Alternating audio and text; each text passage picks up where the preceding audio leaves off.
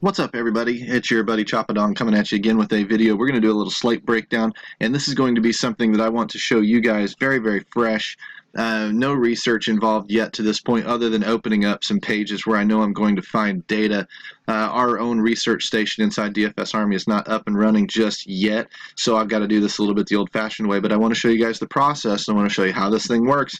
It's not rocket science. We've been coaching our VIPs lately on process, and showing them the tools inside DFS Army and how to find all this stuff quicker and in a more efficient manner. And these guys are winning, man. These guys are, we've popped the $3,000 GPP this week. We've got guys that are murdering cash, putting in $200 and pulling out, 300 to 500 a night. It's not rocket science. You do definitely benefit from the coaching. So let's dive in. You know me. I'm Choppadong. You can find me out on Twitter. As long as this number here keeps going up, we're all good, man. That's the way we drive the machine. So far, we've been doing a lot of hockey stuff. I've found some information, making a little bit more dedication to Twitter and pumping out both information, a little bit of fun, a little bit of entertainment, and of course, dropping a little bit of the DFS Army stuff in there too. But I'm trying to make sure that's not what I'm all about. I would rather you guys just interact, engage, have fun. Let's talk back and forth a little bit, kind of yuck it up. Let's be witty and show our humor back and forth, and just have a good time, because that's really what DFS is all about as a hobby, is just having a good time. You're going to get your content where you get your content. I would prefer it be through us, but hey, not everybody wants to do what everybody wants to do. The first thing we do, we set up the main slate over here on RotoGrinders with the starting lineups and whatnot, and we're going to be starting to look for lines. I'm looking for big, heavy favorites. I know that Calgary going into New York, Calgary's going to be pretty chalky tonight. The over-under of a 6. We saw what Detroit did. We didn't know where the production was coming from out of Detroit, and they blew up all over the place. New York's defense is bad. New York can fire back, though. They hung a bunch on Detroit. This game could be a shootout, so we need to be prepared for that, and we need to try and find out where that production is going to come from. Boston and New Jersey. New Jersey a little bit tougher defensive team, but Boston's been scoring at will lately. They're expensive up top, and they're a little bit less expensive on the 2. When you're the road team, a lot of times the second line tends to get the better matchup for the away team, because the home team has first home ice advantage and can put that first line wherever they want to put it. So in this case, if they want to match up against a little bit lesser talent, they may run on the 2. The 2 may run on the 1. If the 1 is the one giving up the goals, that's where we want to be. If otherwise, if they just match up 1-on-1, then the 2 is going to get the better matchup down here with the weaker matchup. So a lot of times you will see that. Not always, but a lot of times you'll see that. And you'll see the top line at home tend to do a little bit better. It wasn't the case last couple nights ago. Detroit's top line really put it on the New York Islanders. But again, the New York Islanders are giving up goals on their first, second, and third lines even. So it's a little bit overthinking at that point. But when you can find those spots, you definitely want to think a little bit about it. Colorado going into Buffalo. That's always a good spot for a team. Buffalo's been pretty bad. Colorado's been on, it feels like a little bit of a few games in a short period of time, and they may be a little bit tired. I know they're still banged up without McKinnon, so Rantanen and Landeskog are now broken up. It looks like JT Compher is not in a bad spot. Up here, Kerfoot's been okay lately. Soderberg is a value play that I like to run to, but there's not really a lot else that I'm going to like in a cash type of format in this game, and it depends on how much value I need before I even dip into these guys. Buffalo's been all right. If you notice that Eichel's been playing really, really well. Rodriguez's Chiefs been picking up a couple of apples here and there, and Reinert's been on fire. So this is not a bad line to stack either if we can find Colorado giving up goals on one of their scoring lines. Philadelphia and Vegas. This game doesn't have an over-under or a total yet. This game should be high. Philly scores. Philly also gives up goals. Vegas scores. Vegas also gives up goals. So we want to really just mix and match. This one would be the game I would stack up along with some Calgary.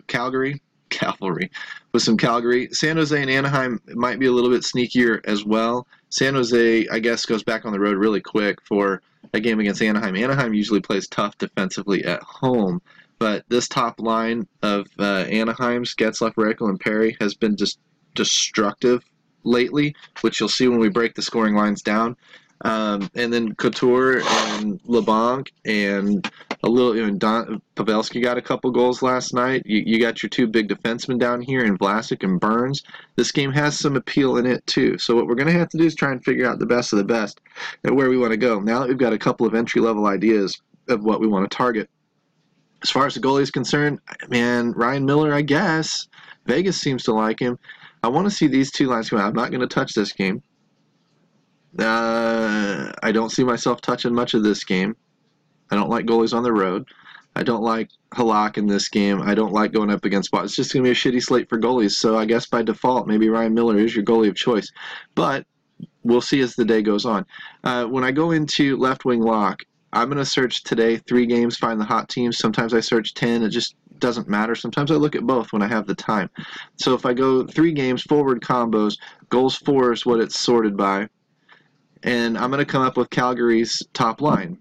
Well, we know Calgary's running up against the New York Islanders. So they're in the best spot. There's no doubt about it. There's Anaheim. Look at that. There's San Jose 2 with Pavelski in there now. These are the lines you should be keying on offensively if you want to stack them up. Roll down a little bit more. Here's Vegas 2. There's, what's that, Vegas 3. Wow, look at that. Vegas 1 fell off a little bit. But we know that they're up there as far as one of the top producing lines, night in and night out. There's the third line in New York. That's an interesting one. Let's go back and look at why that might happen. Third line, home shift advantage. When they put the 3 out there, they'll probably put them up against the 3s. So, I mean, you run lesser talent against lesser talent. If this talent's run a little bit hot, you might look at a Brock Nelson. That's probably on his big game. If I pull him up, and I think Ladd got a couple of assists. But, yeah, 4 big games out of Brock Nelson. Doesn't get much hotter than that. It would, if he's shooting, I'd be interested. So look at his shots on goal, 3-2-0-2. So 8 shots, 7 shots in 4 games. Coinciding with that, when he normally gets 1 shot, 2 shot. Look down here, where he was shooting a lot before, he piled up the points. When he shoots, he tends to do okay. So maybe that's a one-off. Maybe that's something for real cheap that you might get a little bit of exposure to a hot line. It's not a terrible idea. Scrolling down a little bit more, there's not a lot more to see. That second line of Anaheim scored a couple of goals, but really you were going to want to stay up here in the top. When I shift by goals against to see who they match up against, Anaheim's second line is giving up goals. So when we run back down into here, Anaheim, look at their second line. Who are they going to match up with? Maybe the 1, because if they pick the 1 and run them against the 2, or it's who knows, honestly. If you follow the team locally, maybe you study this stuff a little bit better. But I tend to believe that the 1 wants to run up against the lesser talent when they can, and that leaves the 2 on the 1 by default. In this case, that flips on the reverse for the away team. When the away team comes in and they don't get matched up on, if this line 1 is trying to target this line 2, then that leaves this 1 on the 2 by default. And if this is the line that's given up the goals, this is the line that should be scoring them. So even though the 2 is usually better on the road, I tend to go with the 1 in a lot of cases like this when this line's given up the goals. You can't go wrong because you're going to end up running up. Well, I guess you can because that's such a strong defensive unit. Well, that's just going to be a tough call. The Vegas 2, I know the Vegas 1 gives up goals as well. So if you want to target, who was it, Philly? I mean, you're really just going to run either one of these that you think is the hotter line, because both these lines are giving up goals, so that's not that big of a deal. New York, that's the top line of the New York Islanders. That might match up well with the top line in Calgary that was doing some scoring. New Jersey's giving up some goals. So if we look at New Jersey, oh boy. New Jersey. So the Zajac line, Newson and Zajac, whichever one that one comes off the third line here. Whoever's going to match up against them at Boston. Might be here. I don't really know, but who's going to get the ice time overlapped with them. But boy, that's a good target. So these are the things that you point out. And then what you're going to do, like I said, our research station is not up just yet, but I want to show you how this thing works at dfsarmy.com, where you use coupon code CHOP, C-H-O-P, to unlock this bad boy. We've got the schedules, the travel schedules in here now on the back-to-backs, back-to-back 3 and 4.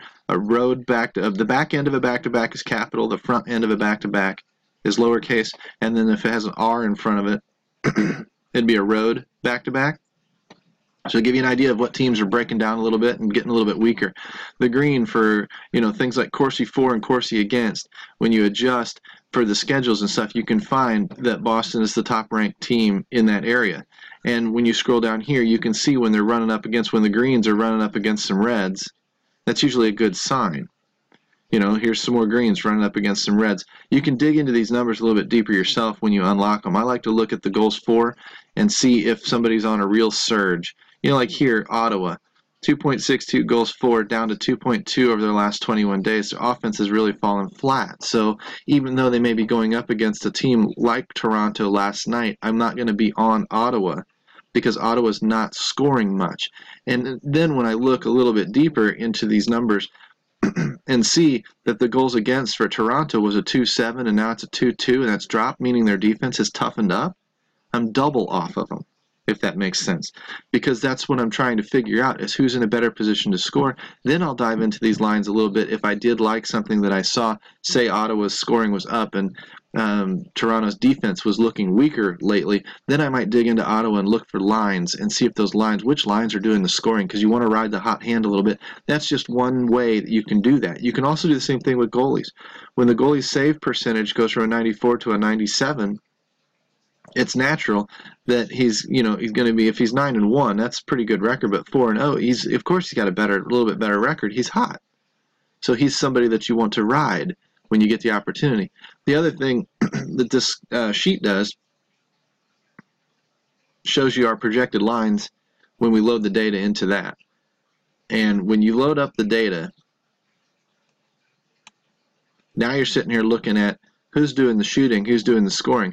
This SOGBS is perhaps the biggest metric that we have going right now to establish your floor. And I can show you inside DFSarmy.com, I can show you how we establish a floor and how we start kind of getting a baseline projection for these players based on the spot that they're in, because we've been using some of these combined numbers. And I guess we're just going to repeat Boston all the way down. He must be working on it today already. That's a good sign. But when we're trying to figure out how to get into these lines and into the production of these lines, that's what we're trying to do, is figure out how many shots they're typically going to produce, how many assists, how many goals, and then base it on the matchup. Am I going to bump that up or down? And then I'm going to create, I can go searching with that number alone, this projected line number alone. I can go calculating floors for these players, and I can start looking at how am I going to get 125 points out of my skaters tonight to win my 50-50s, or who has the upside to get 175 points to maybe get me into some of the GPPs. That's what this sheet is doing for us, and that's what we spend most of our days talking about inside the Slack portion of the DFS Army, and I recommend you guys give it a shot, because again, we have turned guys scoring around. We have made guys who were floundering and didn't know NHL, and in a week we have turned these guys into competitive NHL players because of the way our coaches handle the newer player. There's no better place in hockey for you. So let's dig into the old-fashioned way. Let's set up the filters in the player stats or skater stats so that we've cut out all of the early games. We're only looking at the main slate tonight in these games. We can sort by salary, bring all the salaries up to the top. We come down here. We click all, so that we get them all. It'll be page numbers if you haven't clicked all already. We open them all up. We start scrolling from the bottom up. Joakim Ryan, probably not. I'm looking for, bigger points out of this. 8 points, 9 points. There's a 12. Ryan Pulak, defenseman, maybe on my radar. I'll really quick scroll, see how he's done over his last few games. Not great. Couple of big games. But, okay, if you can predict those, good for you. But in cash, that's not too steady. JT Compher, I mentioned him earlier. Scroll down. Double digits, double digits, double, double, double, double, double. So what, 4, 5, 6 out of his last 8 games have been double digits. So he's in play. That's fairly dependable. I scroll up a little bit more. Ryan Spooner. Boston's 2. He overlaps on the first power play unit. Double digit, double digit, double, double, double. So 1, 2, 3, 4, 5 out of 7. Pretty dependable.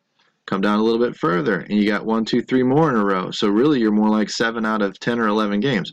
Pretty productive. It's a good sign. There's TJ Brody. There's Sam Reiner. Take a look at Reiner. What he's been doing lately. Big games. Last 3. little bit of weakness, but big games here. What, a 4 out of 5 stretch? So when he goes on a run, he goes on a run. Is he worth it today? Maybe. He's at home. Let's take a look really quickly at his game log. He's pretty cheap. His salary's coming up some. You can see his salary's jumping. Was down here in the 3s, now 4, now mid 4, now upper 4s. His salary's coming up. The industry is adjusting, but for good reason. He's running really, really well. 1, 2, 3, 4 goals in his last, 10 games? 1, 2, 3, 4, 5, 6, 7, 8 assists. 4 goals, 8 assists in your last 10 games. Yep, that'll do it. That'll bring your salary up. Shots on goal, 4, 8, 11, 12, 17, 19, 20, 24 shots on goal. So 4 goals, 8 assists on 24 shots on goal. Yeah, that'll do it. You average that out, and you've got yourself a pretty good floor play for $4,800, even if you only use him as a one-off. That's why he pops on this radar.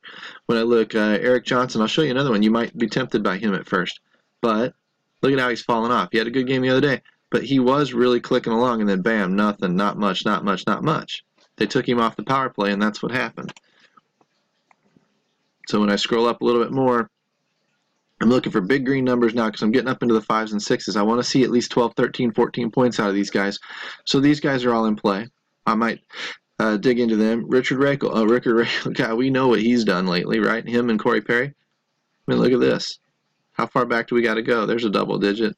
So, excuse me. 1, 2, 3, 4, 5, 6, 7, 8 double digit, 9 double digit games in his last 2, 4, 6, 8, 10, 12, 13 games. Pretty hard to beat. If I go into his game log and show you that really quick, because it's just a double check. This is just to make sure they're doing what you think they're doing. 2 games, 4 games, 6 games, 8 games. So this is the 10th game back here. I like last 10.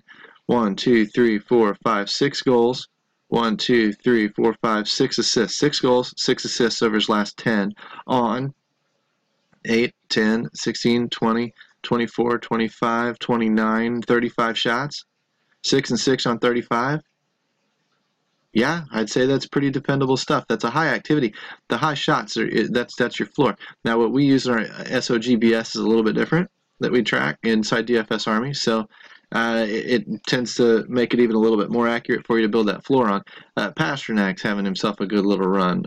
Brent Burns obviously is always up there. Now you look at the blue guys, and what I'm going to look for in salaries, who's the cheapest of the blue guys? So I get down into here, nothing. They're all over 8 so far. 7-9, 7-9. Bergeron. All the way down here, 7-5 for Burns. So instead of spending 8-5 for a Tavares, I might spend, take the floor and take a Brent Burns and a Patrice Bergeron. Maybe I do that today, maybe I don't. Bottom line is you're going to have to join Slack. You're going to have to become a VIP inside the DFS Army. You've got a good core set up. I've shown you how to go and do that for yourself and start looking for these players. Use the schedule to see who matches up against who. Use the line production to see who's scoring goals and who's giving them up. It all intertwines together like a big tangled web, and when you can sort through the pieces of it, you can put together some very, very good lineups with some very, very safe floors that also have upside to go up and grab you some GPPs. We teach you how to do that inside DFSArmy.com. So once again, I'm at Chapadong. I'm a coach and contributor inside DFSArmy.com. Click the link here, click the link in the description of the video, give me a like, give me a subscribe, give me a follow out on Twitter. Would love to interact with you and teach you to become a better NHL DFS player. Take care, guys. We'll see you next week.